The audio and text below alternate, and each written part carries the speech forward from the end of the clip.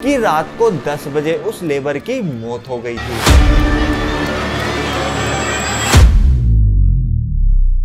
ये स्टोरी हमें संगीता जी ने शेयर की है। उन्होंने हमें बताया कि जब उनका घर बन रहा था तो वो एक किराए के घर पर रहते थे।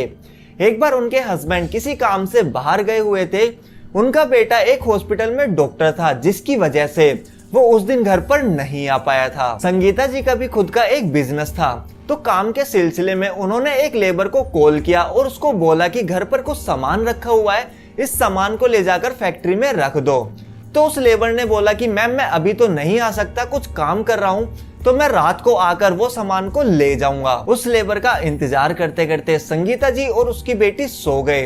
रात के अराउंड 11:30 बजते हैं और संगीता जी को घर में से खटखट की आवाज आती है, जिस आवाज को सुनने के बाद संगीता जी की और उनके डॉग की आंख खुल जाती है। वो आवाज बाथरूम से आ रही थी। ऐसा लग रहा था कि जैसे बाथरूम में किसी ने पानी चला कर रखा हो।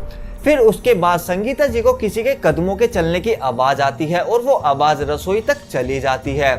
और जब संगीता जी रसोई में जाकर देखती हैं, तो डर के मारे वो एक जगह जम जाती हैं और वो देखती हैं कि रसोई की दरोज अपने आप खुल रही है और अपने आप बंद हो रही है। यह देखकर संगीता जी का डॉग रसोई की तरफ देखकर तेज तेज भौंकने लगता है। लगभग 1 घंटे बाद वो आवाज आनी बंद हो गई, लेकिन संगीता जी उस रात बिल्कुल भी नहीं सोई।